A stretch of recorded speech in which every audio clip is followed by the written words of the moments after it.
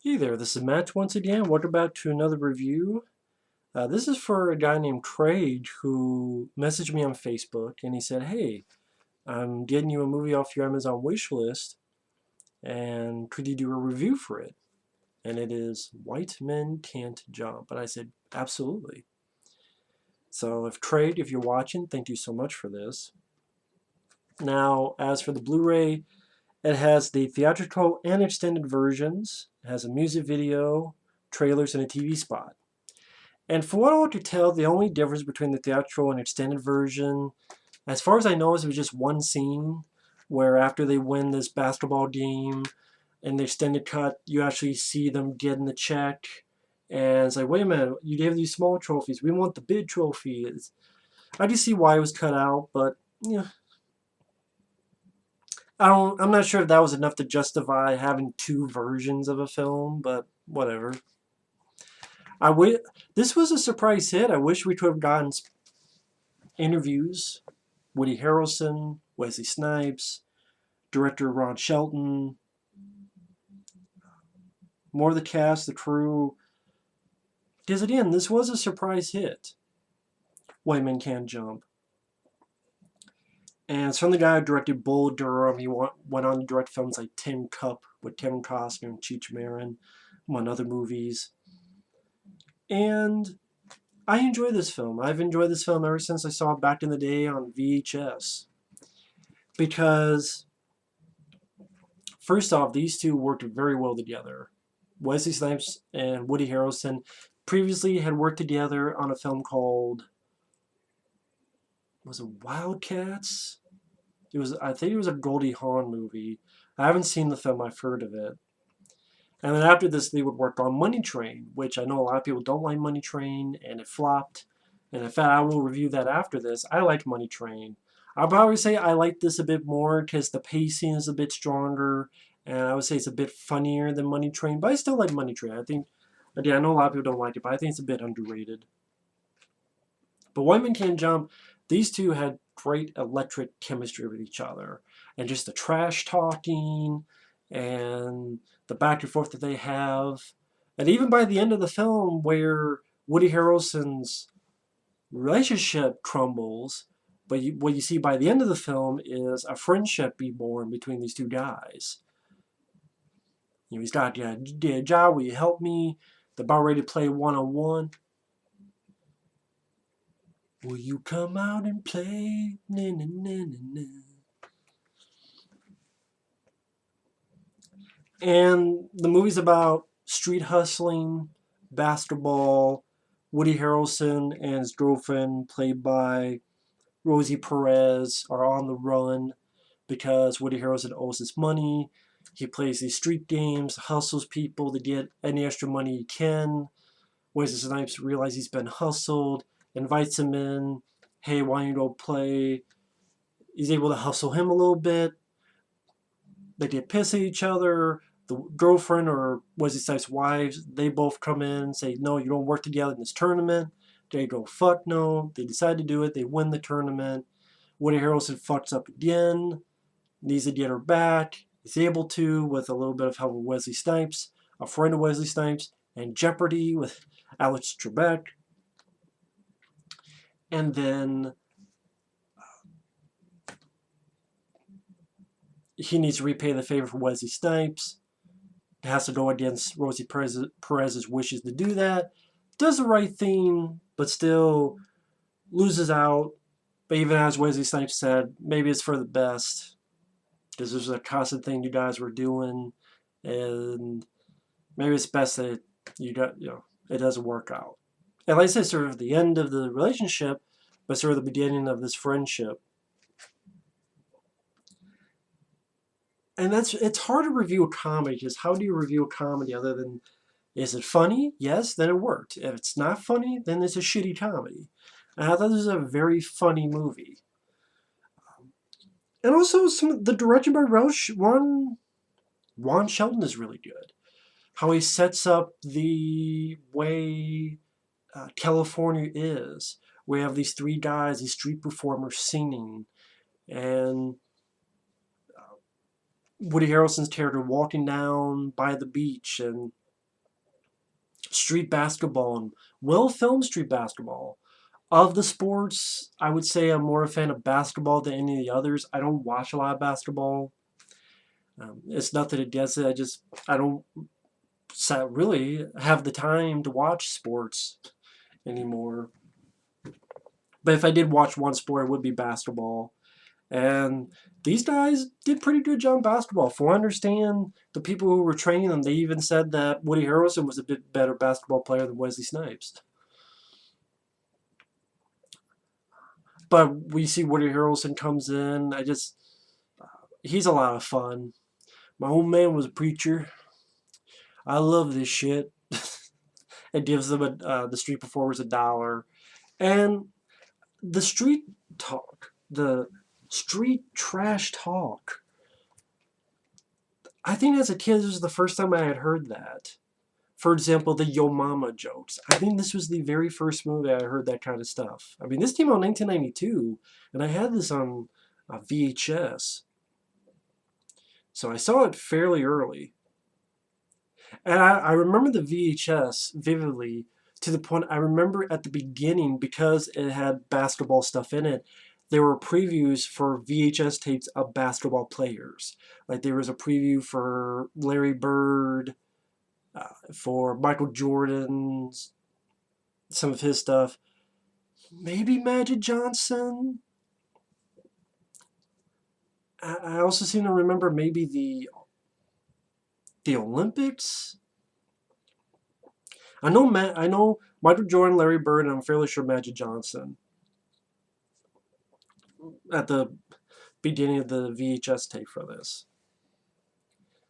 But I love the street talk. Wesley Snipes, he's playing this game. Kadeem Hardison, who's been in Drive with Mark DeCostas, which is a very underrated movie. He's been in quite a few other stuff. Vampire in Brooklyn. And Wesley Snipes just talking. It's hard, goddamn work for one man to make another look so bad. Oh, it hurts. It hurts so bad. If you could count, you'd be a fucking astronaut. And then the other guy just, keep my mama out. And Wesley Snipes like, she's out. She's out. She's out. What time you want me to bring the bitch back? And I've stolen lines from this movie, I will admit. Once in a while I'll say, I'm talking to the fucking air. That's from this, when Wesley Snipes is talking to Woody Harrelson. Oh, we need a guy because he's hurt. It's like, do you hear me? Oh, I even messed up. I'm talking to the fucking air. My name's not Chump, it's Billy Hoyle. Can you count to 10, Billy? Then you're a chump. I may be a chump, just said that wasn't my name. And just the hustling, really great chemistry, nice passes, shooting. There's a shooting challenge. And when Wesley Snipes hits it, it's pretty. It's so pretty. I've stolen that too for a couple of reviews. It's pretty. It's so pretty.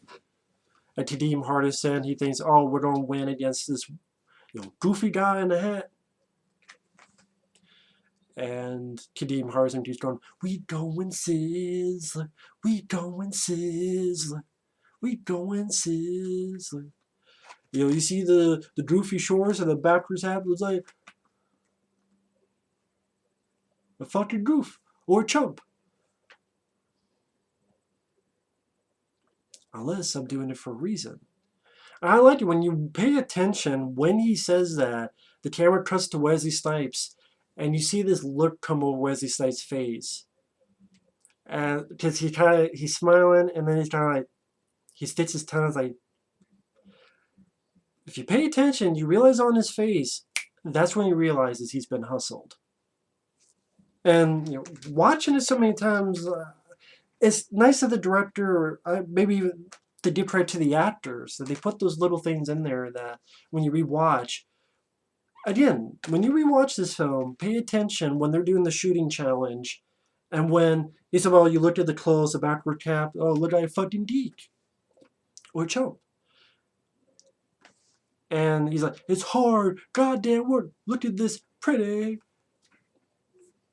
And you pay attention to Wesley Snipes' face, there's a realization like, shit, I just got played. I just got hustled. And he did. He loses the money. He also has some fun interactions between him and Rosie Perez. I thought Rosie Perez did a good job in this for the type of character she was playing. I love you to infinity. You're so stupid. You should have said infinity plus infinity.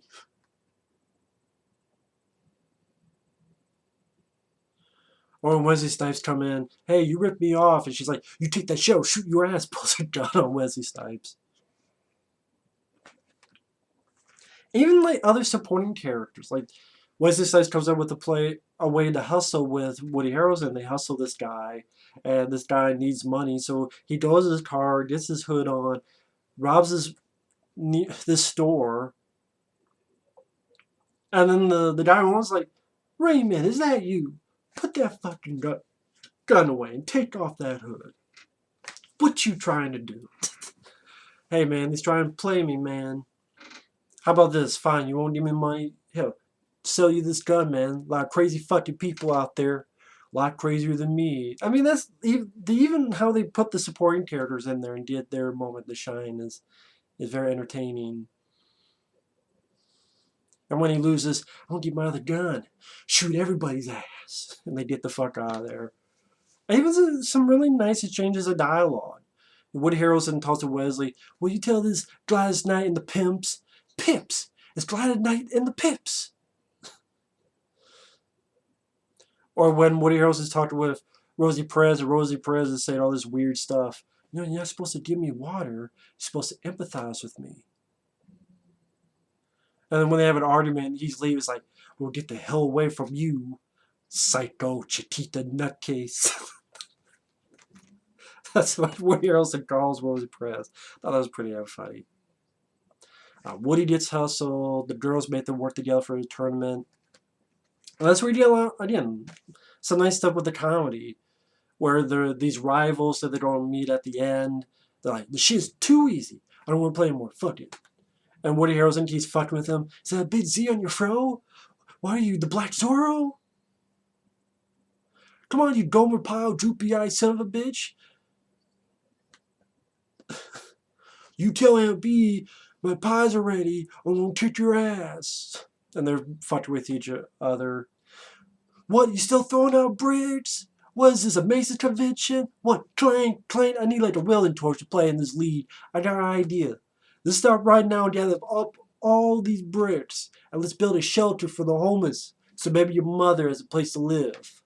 And the guy's like, fuck that fucker. I want your mother out. I want your mother and your sister out of my house. And even when these two are playing together against others, don't let him pull that move on you. Oh, that's the move. Or he ain't got shit. He ain't got shit. He ain't got shit. Just Woody Harrelson keeps talking and then there's the point that even Wesley Snipes get pissed off. What are you talking about, man? I'm in the zone. I'm in the fucking zone. They're pissed off. I'm in the zone. And Wesley Snipes like, this is about money. This is about greed. You try to get me to this fucking zone you're talking about. Well, unlike them, I think you play better when you are mad. Unlike them. See, the chemistry and the dialogue really worked for this movie, as well as some really solidly directed action. Well, they're not action. Well, basketball sequences. I mean, that's the action in the movies, the basketball sequences. And if you're not a fan of basketball, then probably wouldn't be your movie. But I thought it was done well. It was handled perfectly fine with the plot. One of the funniest parts is when the two teams finally meet at the end. This is a tournament with all these other guys.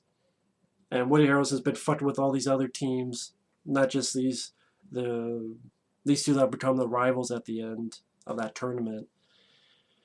Woody Harrelson and the other guy, they're checking the ball. As like, check, asshole. Fuck you. Fuck you, asshole. Just checked the ball back and forth as they're cursing each other out. I can't remember every curse word they said, but I thought it was fucking funny. And they win. That's where you get the extended bit and the extended version where they get the check and they didn't get the bid trophy. They thought they were going to get the bid trophy. Woody Harrelson loses on a bet because Wesley Snipes tells him white men can't jump, and Woody's not able to dunk it, so he loses the money. She leaves him. Rosie Perez leaves him. Woody talks to Wesley, hey, I need your help. Okay, you don't owe me one. And there's some good songs here, too. I forget what the song is when Woody has to do the hood shot. It's like, do-do-do-do, do-do-do-do-do-do-do-do-do. I can't remember the exact song.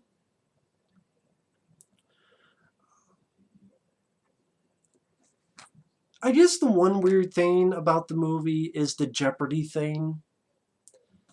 I don't know why. I mean, it's not a big bother to me. It was just a little bit like, uh, I don't know what it is. It doesn't really. I guess it's not like a bother for me, but it's just kind of one of those, huh. It seems like it. I know it sounds stupid because they do reference before that she's been studying for Jeopardy. She wants to be on Jeopardy. But I don't know. It just seems like it's something that would be in a different movie. I don't know how else to put it. It seems like something that would be in a. I don't know. It kind of interrupts the flow a little bit to have like the scene where she's just winning on Jeopardy, and then even a little technical goof where they'll have the screen on her and she'll do this and then she'll do this again. I'm like, wait a minute, he has to you have to have the answer. You can't just boom, blah blah blah, answer, boom. Like they kind of messed up a little bit on that. So I can't really say that's like a favorite scene of mine. But it's a way for them to get back, and then Wesley Snipes' stuff gets stolen. He needs Woody's help. Woody does the right thing. Then the two of them play this game with these two guys, and Woody's able to dunk it. Very satisfying sequence. The score, I thought, was pretty well done, especially in that scene.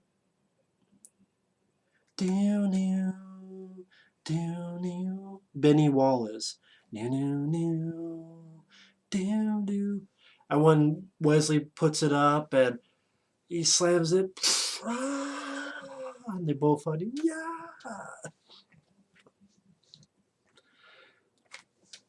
But then he's able to settle his debts from the guys that were chasing him and Rosie Perez. She leaves him. He's like, I need to get a job. Wesley Snipes going to help. But he says, you're going to be all right, Billy Hoyle. Billy Hoyle. You're going to be all right. And they're ready to play one-on-one. I was fine with the ending. I think my friend Mike, he was unsure about the ending because I think for him it would have been nice if Woody and Rosie Perez got back together. I kind of like the way it is here because even though they had some nice chemistry, you tell character-wise they could not make it together because he would even talk about how she would leave, I would sing her a song, do this, come back. And again, sort of this weird thing where, again, by the end of the film, they're arguing with each other, but as friends. And this was 1992, and I like to believe in the universe of this, they're still friends. And you know what? I'm surprised. I'm not saying I would want a sequel. I'm just saying I'm surprised they never did a sequel. Very surprised. And if you're wondering what I'm looking up what the exact box office was. First out, Ron Shelton. Bull Durham, he directed before this. He wanted to direct Tin Cup, Played to the Bone, Dark Blue with Kurt Russell, Hollywood Homicide with Harrison Ford, Cobb with Tommy Lee Jones. It grossed $76 million in the U.S., so it was definitely a surprise hit. I think this is a film that got 2 thumbs up on Siskel and Ebert. I know Ebert liked it. 3.5 out of 4 stars. It's not simply a basketball movie. Ron Shelton knows his characters. I agree with that.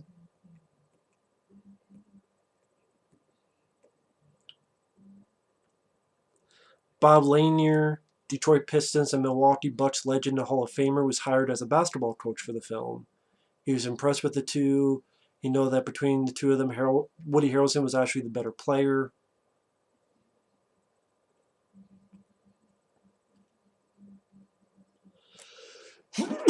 Wow. Excuse me. Sorry about that. And I'm trying to think if there's any info I could get. Oh yeah, there is plans for a remake. Kenya Barris was developing a White Man Can't Jump remake with NBA star Blake Griffin and NFL player Ryan Khalil producing. Not starring, but NBA star and NFL player producing the film. And someone named Kenya Barris was developing it. Who I guess did this show called Blackish. He was also a co-creator and producer of America's Next Top Model with Tyra Banks. You don't need a remake of fucking White Man Can't Jump. I know this is something I keep saying. How about you get that money and you make a special fucking edition of the movie? Make an edition with Woody Harrelson and Wesley Snipes and Rosie Perez and the director being interviewed about the film. You did interview the guy who coached them in basketball. You did interview Kadeem Hardison. You did interview... I know I'm not the only one that remembers White Man Can't Jump. I don't know, I had a shitty video game for like the Sega CD, which had none of the actors. It just had the title and it was basketball. And other than that, it didn't really have anything to do with the movie. It seemed like, well, that's a hit. Here's this basketball game. Just change the White Man Can't Jump. And you can find that clips of that on YouTube. It seems like it has nothing to do with the movie. It just seems like, I would not be surprised if there was some story where it was another basketball game. Oh shit, this is a hit. Change it to that. Maybe I'm wrong, but I wouldn't be surprised. But with that, I think this is still a very funny movie. The chemistry between these two worked beautifully. The music fits the film like a glove. Rosie Perez, some people found her annoying. I found her pretty entertaining. The basketball sequences, they're not cut to shit. They're not cut to shreds. There's no shaky cam. Some nice moves. The actors are doing their jobs. They pull off the moves fairly well. The trash talk, the yo mama jokes. Your mama's so fat, she tripped, and when she break her leg, gravy pour out. Your mama's so old. What was it? Your mama's so old, I told her to act her age and the bitch dropped dead. Your mom's teeth are so yellow, she'd have butter a whole loaf of bread. You definitely hear that at the beginning of the film. This scene here with Kadeem Hardison in the middle, wearing a Bulls jersey.